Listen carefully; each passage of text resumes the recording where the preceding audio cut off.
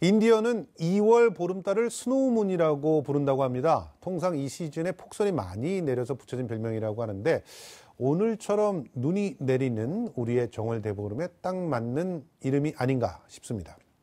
이제 본격적으로 오늘의 IQ 진행해 보겠습니다. 오늘은 임방글 변호사가 함께 하시는 날입니다. 어서 오십시오. 안녕하세요. 네. 자, 사실은 어제 오늘 유치원 입학을 기다리고 있는 학부모들에게는 상당히 민감한 그런 소식이 들려왔죠. 저같이 그렇죠. 유치원에 아이를 보내고 있는 학부모 입장에도 야, 이게 드디어 시작이 되는구나. 네. 이런 생각을 할 수밖에 없었는데. 네, 눈치 빠른 학부모님들은 이 부분만 말씀드려도 아마 아셨을 거예요. 말씀하신 에듀파인인데요. 교육부가 어제 사립 유치원에 적용할 에듀파인 공개했습니다. 그렇습니다. 학부모 입장에서는 사실 유치원에 그 아이를 보내면서 원하는 게 그렇게 많지 않을 것 같아요. 일단 하나는 내가 낸 돈이 제대로 아이를 위해 투명하게 쓰였으면 좋겠다라고 하는 바람. 그렇죠. 그리고 또 하나는 우리 아이가 다른 아이들과 함께 좀 행복하게 잘 놀다가 왔으면 좋겠다 하는 그런 바람 두 가지인데 지금 이 너무나 당연한 바람, 그 바람 때문에 관철되게 된 회계 시스템. 네. 이걸 왜 유치원들은 자꾸 이렇게 거부하고 있는지 참 오늘의 IQ를 통해서 이 내용 짚어드리도록 하겠습니다. 자, 오늘의 IQ 공개합니다. 사립 유치원용 에듀파인 공개. 가짜뉴스 맞대응 나선 교육부. 이게 무슨 얘기냐면 지금 에듀파인을 이렇게 공개를 하니까 유치원 쪽에서 나왔을 법한 그런 가짜 뉴스들이 기승을 부리고 있다는 그런 얘기예요. 그래서 학부모들이 이제 불안하다고 하는 얘기인데 지금 일단은 워낙 200명 이상의 대형 유치원에게만 에듀파인이 적용이 되는 거죠? 네, 우선은 그렇습니다. 예. 그런데도 이 한유총 소속의 일부 유치원들은 그거 적용하지 않겠다라고 이제 거부 입장을 표시를 하고 있는데요. 말씀하신 대로 이 에듀파인 이 시스템이 정말 얼마나 이 회계가 투명한지 들여다보겠다. 회계를 투명하게 운영하는 데 있어서 이제 필요한 프로그램인데요. 예. 가장 큰 특징 중에 하나가 지금까지는 이 사립 유치원이 국가로부터 받는 지원금과 학부모로부터 받는 이 학부모 부담금 이거를 그냥 하나의 회계로 만들어서 여기서 굉장히 이 회계가 그러면 벌써 돈이 섞여니까 굉장히 불투명하죠. 그렇죠. 이러면서 지출 또한 교육 목적에 사용하지 않고 본인 어떤 개인의 개인적인 용도로 원장의 개인적인 용도로 사용을 하기도 했고요. 그런 게 또 잘 드러나지도 않았습니다. 그러니까 이런 회계의 불투명한 운영 이로 인해서 또 이 원아들이 받는 피해 이런 거에 대한 그 비판의 목소리가 높아지자 에듀파인 시스템이 도입한 건데요. 하지만 말씀드렸듯이 사립 유치원의 반발 또한 굉장히 거센 상황입니다. 사립 유치원의 예산을 사유재산이라고 주장하는 몇몇 유치원의 말도 안 되는 주장, 과연 어떻게 바라봐야 할지, 또 이런 어처구니 없는 주장에 동조하고 있는 그런 분들이 있고, 심지어 이들의 이해를 대변하고 있는 국회의원들도 있는 상황이기 때문에 우리가 오늘 이 시간을 통해서 친절하게 에듀파인에 대해서 또 유치원 회계의 투명성이 왜 필요한지에 대해서 낱낱이 좀 살펴드리도록 하겠습니다. 오늘의 IQ가 던지는 첫 번째 질문을 공개합니다. 명품백, 성인용품은 못 산다? 아마 이 질문에 약간 뜨끔할 유치원 원장님도 계실 것 같은데 더 이상 명품백이나 성인용품이나 아이들의 교육이나 보육과 전혀 관련 없는 제품은 구입을 어렵게 만들었다 이런 얘기인데 아니 이게 너무나 당연한 얘기인데 그죠, 너무 당연한 얘기죠. 이렇게 만들었다라고 하는 걸 굳이 설명을 해야 된다는 게 웃기는 상황입니다. 네, 맞습니다. 교비로 준 거는 교비로 써야지 왜 그걸로 명품백을 삽니까? 맞습니다. 교비에서 자기가 월급을 받아서 그걸로 백을 사란 말이에요. 네, 그건 아무 문제가 없죠. 당연하죠. 그런데 지금도 아무 문제가 없는 거고 에듀파인 시스템 안에서 그렇게 하는 걸 다 보장해 놓잖아요. 자, 에듀파인 시스템 좀 설명을 해주세요. 우선 에듀파인 시스템이라는 것은요. 지금 초등학교, 중학교, 고등학교 그리고 국공립 유치원에서 사용하는 회계 프로그램인데요. 앞서 이야기했듯이 사립 유치원의 이 회계 불투명에 대한 문제가 제기가 되자 그럼 이걸 사립학교, 사립 유치원에도 도입을 하자. 대신에 사립 유치원 회계의 그 상황에 맞게 그 운영 상황에 맞게 좀 기능을 개선을 해서 사립 유치원에 적합한 그런 형태로 개선된 그 에듀파인 시스템을 이번에 적용하자는 건데요. 여기에 보면 수입, 지출, 예산 모든 게 다 쭉 기록이 남습니다. 맞아요. 그렇기 때문에 앞서 이야기했듯이 이걸로 명품백 사고 뭐 하는 것은 이제 불가능하게 됐죠. 그러니까 기본적으로 이런 얘기 아닙니까? 에듀파인 시스템에 막 이렇게 입력을 하게 되면 그러면 예산은 세웠던 대로 예산 쭉 나오고 그렇죠. 뭐 지출은 지출대로 쭉 나오고 예산과 지출을 비교해 봐가지고 뭐 덜 쓴 거, 더 쓴 거 이유가 뭔지 다 나오고 한눈에 다 볼 수 있다는 거 아니에요? 네. 이게 왜 문제가 된다는 거예요? 우선 에듀파인 기능을 조금 더 설명을 해드릴게요. 내용을 보면은요, 앞서 그 학부모가 낸 돈, 그리고 국가로부터 지원받은 돈, 이게 막 뒤섞여 있었잖아요. 이제는 이것도 수입별로 다 분리가 됩니다. 그렇죠. 분리가 돼서 다 수입에 기록이 뭐라고 되고요. 해야 되나요? 항목으로. 그렇죠. 항목별로. 뭐 국가 지원금 중에서 뭐 교사 보조금은 교사 보조금, 네, 맞습니다. 뭐 교재 보조금은 교재 보조금 이렇게 나눠서 재원에 따라서 예, 쓰게 돼 재원에 있잖아요. 따라서 분류가 예. 되고요.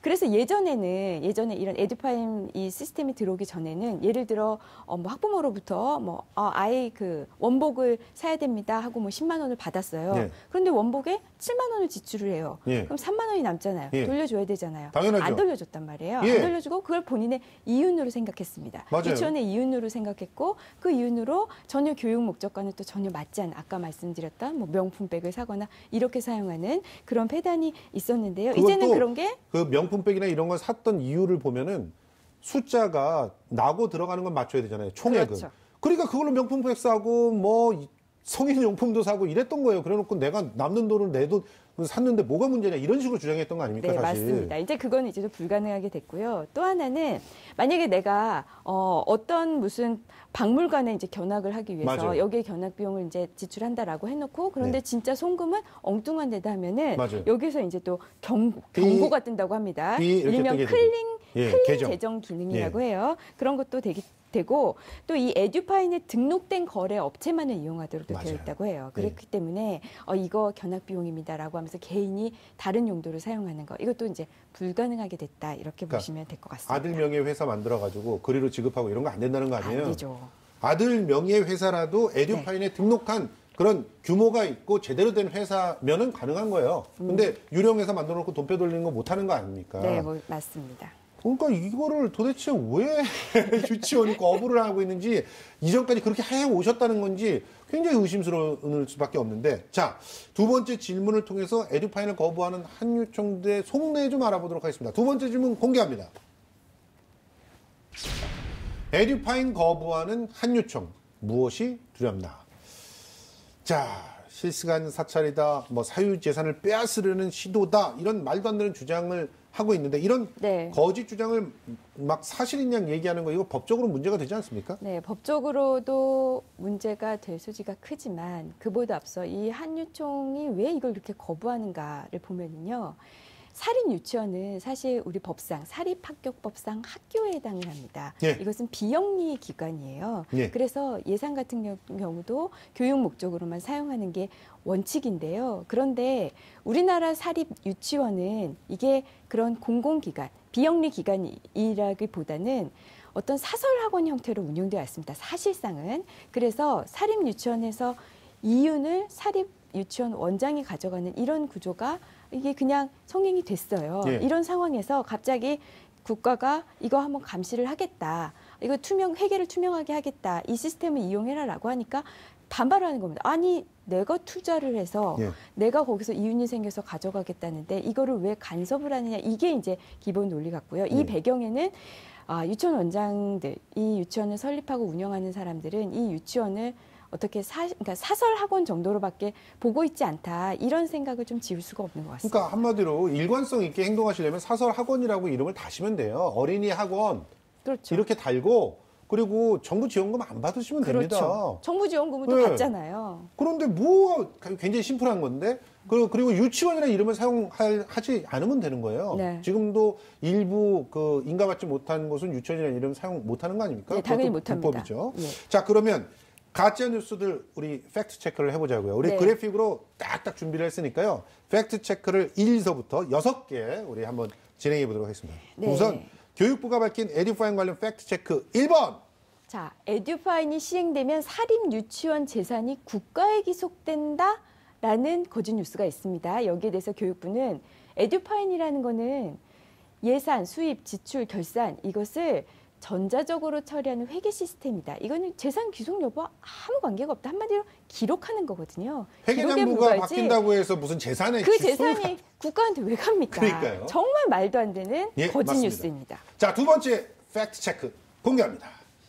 자, 에듀파이는 사립 유치원에 맞지 않아서 사용할 수 없다. 에듀파이는 국공립 유치원, 뭐 아까 초중, 고등학교에서 예. 사용했다고 했지만요. 이번에 그 공개된 에듀파이는 이 사학기간 재무회계 규칙을 반영해서 사립 유치원에 맞도록 이렇게 개정된 시스템입니다. 심지어는요. 사립 유치원에서 문제 제기하는 것들을 갖다가 좀 이렇게 반영해가지고 메뉴도 대폭 줄여줬어요. 네, 많이 통합해가지고. 바뀌었어요. 예, 그러니까 이런 말도 안 되는 가짜 뉴스는 사라져야 된다고 봅니다. 자, 세 번째 팩트 체크. 자, 에듀파이는 어렵다라고 이제 뉴스가 나옵니다. 소문이. 하지만 사립유치원 회계 업무 현실을 반영해서 에듀파인 기능을 재조정했다는 말씀 드렸고요. 더불어서 사용자 지원을 위해서 교육, 상담, 지원 이런 것을 이렇게 이 상시 지원 체제를 운영하고 있다고 합니다. 맞습니다. 독수리 타법으로도 얼마든지 가능하고요. 저희 아버님처럼 컴알못도 충분히 할 수 있는 그런 프로그램입니다. 장담합니다. 자, 네 번째 팩트체크 공개합니다. 자, 실시간으로 회계를 보여줄 의무가 없는데 이거 민간 사찰이다. 자, 라는 거짓 뉴스에 대해서요. 에듀파이는 예산을 수립하고 집행하는 절차를 전자적으로 기록하는 정보 시스템에 불과하다. 이걸 뭘 들여다보는 거냐. 예. 그냥 기록하는 것에 불과하다라는 것으로 이것은 거짓 뉴스입니다. 나중에 감사할 때는 편하죠. 그렇죠. 감사할 한눈에 때는 볼 수 한눈에 있어요. 볼 수 있으니까. 그러니까 이거를 실시간으로 막 모니터링하고 이런 게 그런 기능이 없어요. 그런 기능이 없다는 사실을 기억하시기 바랍니다. 그다음 자, 다섯 번째 팩트체크 다섯 번째 공개합니다. 자, 사립 유치원에서 예산을 지출할 때마다 교육청의 승인을 받아야 한다. 이건 진짜 기상천외 아니에요? 교육청이 일이 예. 그렇게 없나요? 자, 에듀파이는 원장이 승인하면 됩니다. 그럼요. 원장이 승인하면 되지 교육청의 승인 전혀 필요가 없습니다. 예. 그래서 이것도 확실한 거짓 뉴스입니다. 그냥 엉뚱하게 썼을 때는 증거자료가 남을 뿐입니다. 그렇죠. 그래서 그 증거자료 남는 게 싫으신 거예요. 자, 팩트체크 여섯 번째 공개합니다. 복식 부기 기반인 에듀파이는 사립 유치원 회계인 단식 부기를 지원하지 못한다라는 그 거짓 뉴스인데요. 이거는 앞서 말씀드렸듯이 에듀파이는 이게 사립 유치원에는 적합하지 않다 이런 주장인데 에듀파이는 단식, 복식 부기 사용을 동시에 지원하고 있습니다. 그렇습니다. 걱정하지 마십시오. 예. 자, 그러면 오늘의 IQ가 던지는 마지막 질문을 공개합니다. 이 공개한 질문들로 하여금 에듀파인의 어떤 그 정의 또 그 우리 한유총의 주장의 허구성 다시 한번 확인해 드립니다.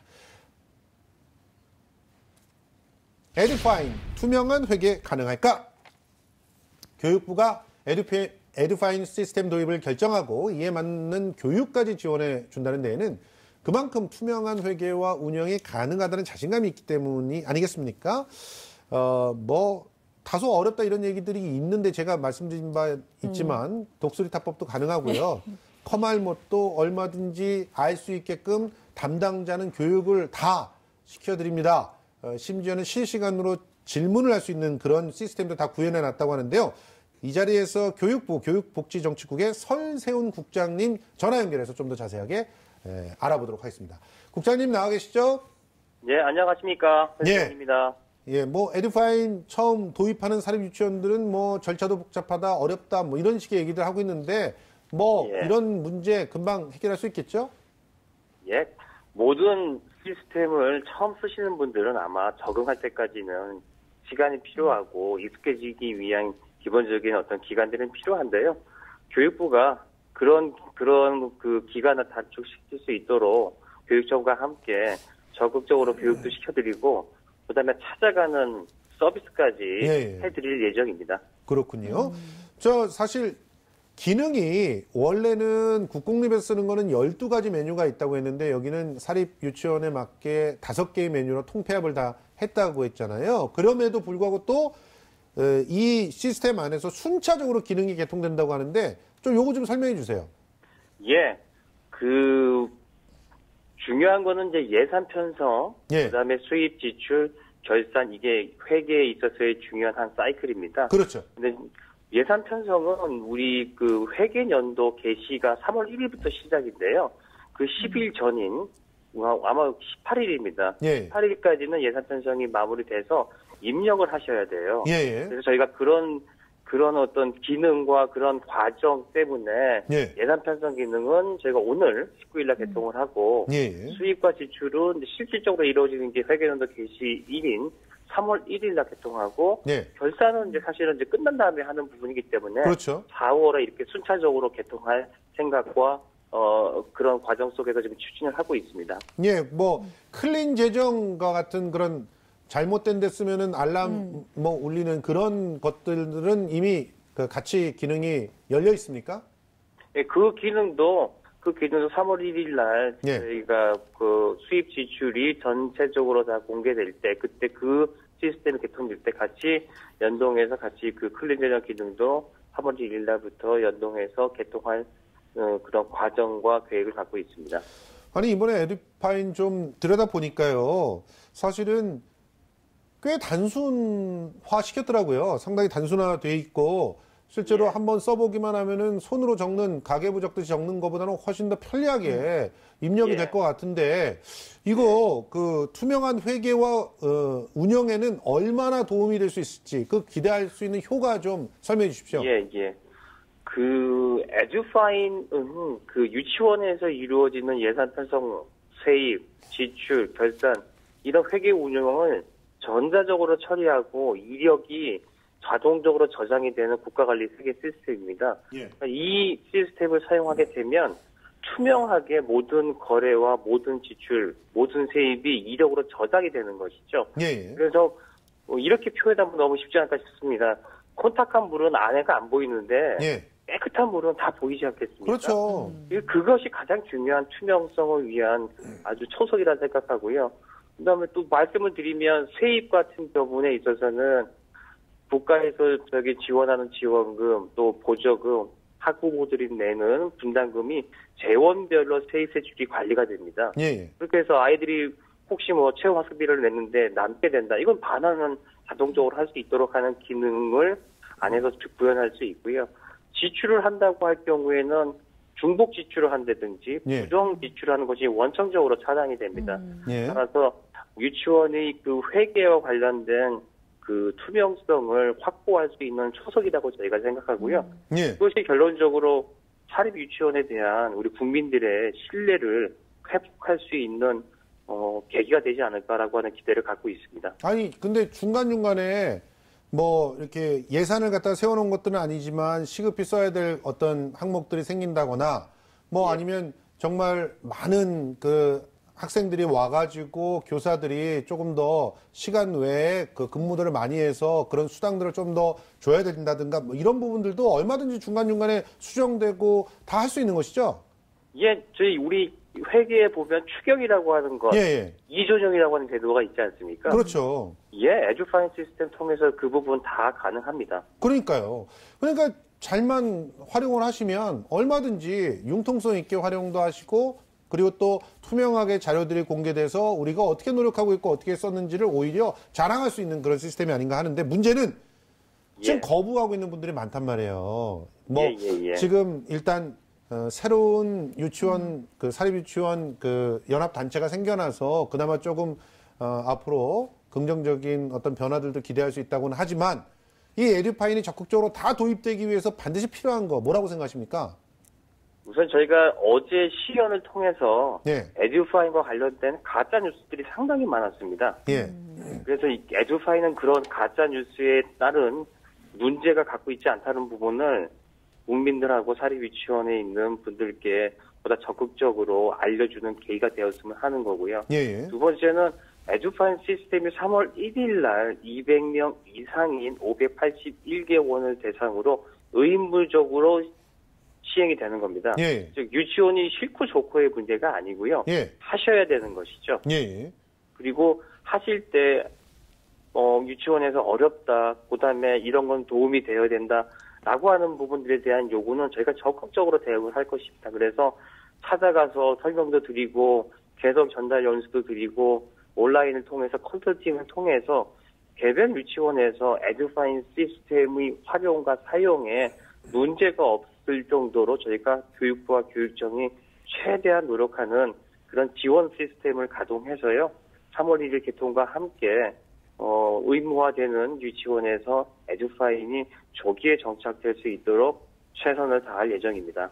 예, 알겠습니다. 지금까지 교육부 교육복지정책국 설세훈 국장님과 이야기 나눠봤습니다. 오늘 출연해 주셔서 고맙습니다.